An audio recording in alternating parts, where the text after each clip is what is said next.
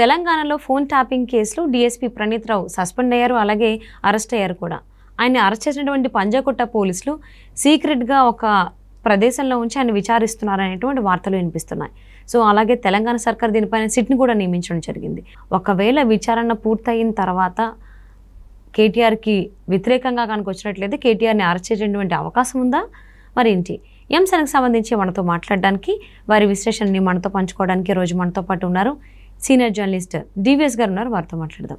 నమస్తే అండి. నమస్తే అమ్మా.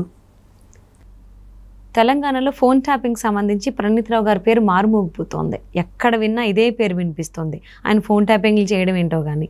సో మరి దీనిపైన తెలంగాణ సర్కార్ సిట్ని కూడా నియమించడం జరిగింది. విచారణ కూడా ప్రణీత్ రావుని ఒక సీక్రెట్ ప్లేస్లో ఉంచి విచారిస్తున్నారనేటువంటి వార్తలు కూడా వినిపిస్తున్నాయి. అదంటే మరి విచారణ పూర్తయ్యేసరికి అటు తిరిగి కేటీఆర్ని అరెస్ట్ చేసేటువంటి అవకాశాలు ఉన్నాయి అని అనుకోవచ్చు అంటారా? అసలు ఏమని జరుగుతుంది? ప్రణీత్ రావు ఫోన్ ట్యాపింగ్ అది తీగలాగుతున్నారు. డొంక ఎక్కడ తిరుగుద్దంటావు? ఎవరి డొంక కదులుతుందంటే ప్రణీత్ రావు ఇష్యూ కనుక మనం తీసుకున్నట్లయితే ఆయన్ని సిరిసిల్లలో ఉన్న అతను అరెస్ట్ చేయడానికి పంజాగుట్ట పోలీసులు వెళ్ళారని ఇట్లా తీసుకొచ్చారు. 4-5 రోజులుగా ఆయన సీక్రెట్ ప్లేస్లో పెట్టి ఎంక్వైరీ చేస్తున్నారు. ఏంటంటే ఎప్పుడైతే ప్రభుత్వం మారిందో ఆ 4వ తారీఖు రిజల్ట్ రాగానే ఇతను ఒక 40 హార్డ్ డిస్క్లు ధ్వంసం చేశాడు. ఒక 2 గదుల్లో ఇతను ఒక 20 మందిని పెట్టుకుని చేసేవాడంట. గత 6 ఏళ్లుగా ఈ ఫోన్ ట్యాపింగ్ లేకపోతే వాళ్ళకి అతనికి ఇచ్చినటువంటి టాస్క్. అసలు ఈయనకు ప్రమోషన్ కూడా అందుకే వచ్చిందంటారు. ఈయన బ్యాచ్లో ఎవరికి రాని ప్రమోషన్ డిఎస్పీ ఎలా అయ్యాడు అంటే ఇవన్నీ కూడా ఇవన్నీ తీసినప్పుడు ఇప్పుడు ఎంక్వైరీలో ఏం బయటకు వస్తున్నాయి? 10 లక్షల కాల్స్ రికార్డు చేసినట్టుగా మనకు కనపడుతుంది. ఇప్పుడు ఏం జరుగుతుంది? ఇక్కడ ఆడాళ్ల ఫోన్ మీద నిఘా ఏంటో అర్థం కాదు. ఇక్కడ ఏంటి? ఇప్పుడు రాజకీయ పార్టీల నాయకులు, జర్నలిస్టులు, లేకపోతే వాళ్ళ ప్రత్యర్థులు, లేదు సొంత పార్టీలోనే ప్రత్యర్థులు ఉంటారు, వాళ్ళ మీద నిఘా, వాళ్ళ ఫోన్లు ట్యాప్ చేయటం కాదు, ఇళ్లల్లో ఆడాళ్ల ఫోన్లు ట్యాప్ చేయటం ఏంటో అర్థం కాదు. ఏది నిన్న మనం ఏదో ఆర్టికల్ ఏదో చూసాము, డక్కన్ క్రానికల్ అన్నది ఏంటోనో, సంతోష్ రావు భార్య ఫోను, ఆ తర్వాత ఇంకా ఈ హరీష్ రావు భార్య ఫోను, ఇలా లేడీస్ ఫోన్స్ ట్యాప్ చేయటం ఏంటనేది ఇక్కడ ఇందులో మరో స్టోరీ. ఎవరు చేయమన్నారు, ఎవరు చేశారు అంటే చేయించింది ఎవరు, చేసింది ప్రణీత్ రావు అనేది మనకి తెలుసు. ఆ సమాచారం ఏంటి, అనుమానాలు ఎందుకున్నాయి, ఏ అనుమానంతో ట్యాప్ చేయించారు? ఇప్పుడు రియల్టర్స్ అందరి ఫోన్లు ట్యాపింగ్ అంటే ఒక 50 మంది బిగ్ షాట్స్ ఎవరో ఉంటే వాళ్ళ ఫోన్లు ట్యాప్ చేసి వాళ్ళు మాట్లాడే కాన్వర్సేషన్ అంతా విని ఆ మాఫియాకి ఏదో చెప్పటం, ఆ రియల్టర్స్ మాఫియా వాళ్ళ యొక్క బెనిఫిట్స్ పొందటం. ఇది ఎలా, ఎవరి ద్వారా, దీనివల్ల లాభపడింది ఎవరు అంటే who is the end beneficiary? ఇప్పుడు చేసింది ఎవరో నీకు తెలుసు, చేయించింది ఎవరో మనకు వస్తుంది. దీని ప్రతిఫలం ఎవరు అనుభవించారు? ఇతనికి ఎంత ముట్టింది?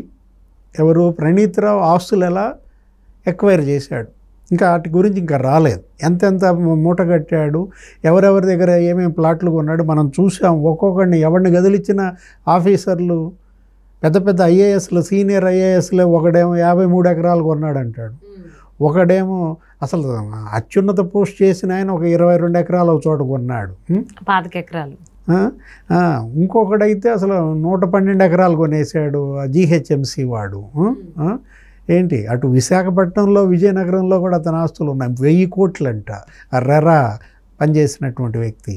ఇలా మరి ప్రణీత్ రావు ఆస్తులు ఏంటో కూడా చూడాలి. ఇంత చేసినాడు, ఇంకా ఎంత మూటగట్టి ఉంటాడు. ఇలాంటి పరిస్థితులు అసలు ఏంటి ట్యాపింగ్? 36 ఏళ్లుగా భారతదేశానికి పట్టిన చీడ పీడ ఏది? ఈ ఫోన్ ట్యాపింగ్ అనేది.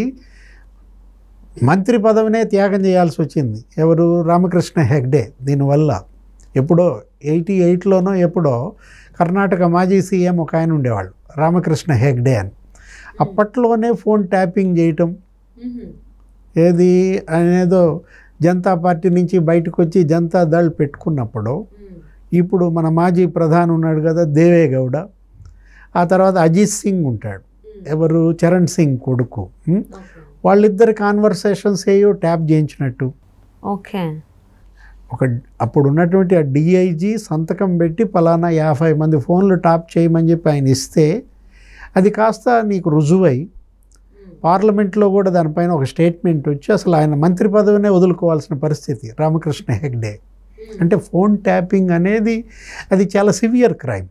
అది ఆషామాషిగా మనం ఏముందిలే ఇంటే అనుకోవటం కాదు, నీ ప్రైవసీని బ్రేక్ చేయటం. ఏది మనకు ఆర్టికల్ 21 మన హక్కు, అది ఏది నా లైఫ్లో కానీ నా వృత్తిలో కానీ నా సీక్రసీని బ్రేక్ చేసే అధికారం నీకు లేదన్నమాట, ప్రభుత్వానికే లేదు. అలాంటి పరిస్థితుల్లో మరి ఈ ఫోన్ ట్యాపింగ్ నీకు 36 ఏళ్ళుగా మనం వింటున్నాం, అనేక మంది బలయ్యారు అన్ని రాష్ట్రాల్లో. అసలు కర్ణాటకలో అయితే అసలు ఇది కథలుగా చెప్తారు దీనిపైన. ఇప్పుడు తెలంగాణ, గతంలో మనం చూసాం ఆంధ్రప్రదేశ్లో తెలంగాణలో కూడా కొన్ని వచ్చాయి. ఏంటి విమర్శలు, పెగాసస్ అనేది ఏదో ఒక పెద్ద సాఫ్ట్వేర్ వీళ్ళు కొన్నారని, ఇక్కడ మన దేశంలో ఇజ్రాయిల్ నుంచి ఈ సాఫ్ట్వేర్ తెచ్చుకున్నారని, ఆ ఎక్విప్మెంట్ అంతా పెట్టుకుని రికార్డింగ్ చేస్తున్నారు, వింటున్నారు. ఇలా పక్కాడు మాట్లాడుకుంటుంటే వినే ధోరణి ఇది ఎంత పరాకాష్ఠకి చేరిందంటే, అంటే వాళ్ళ అక్రమ సంపాదనకి, వాళ్ళ యొక్క అధికారాన్ని నిలబెట్టుకోవటానికి ఏ విధంగా వీళ్ళు చేస్తున్నారనే దానికి ఇప్పుడు ఇంకో ప్రత్యక్ష సాక్ష్యం ప్రణీత్ రావు ఇష్యూ. 10 లక్షల కాల్స్ రికార్డింగ్ అంటే ఆషామాషి కాదు. ఇప్పుడు అరెస్ట్ చేశారు. అసలు నువ్వు వాటిని ధ్వంసం చేయటం ఏంటి? ఎవరు ధ్వంసం చేయమని చెప్పారు? 40 హార్డ్ డిస్క్లు ధ్వంసం చేశాడు. అంటే రేవంత్ రెడ్డి ప్రభుత్వం దీనిపైన పూర్తి స్థాయిలో దర్యాప్తు చేయాలి. ఇది ఆషామాషి అంశం కాదు. రేవంత్ రెడ్డి ఫోన్లు ట్యాప్ అయ్యాయి. రేవంత్ రెడ్డితో పాటు అనేక మంది నాయకులు, ఏది వివిధ అపోజిషన్స్, కాంగ్రెస్, బీజేపీ, లేకపోతే కమ్యూనిస్టులు, రాజకీయ నాయకులు ఫోన్లు ట్యాపింగ్ అవ్వడం.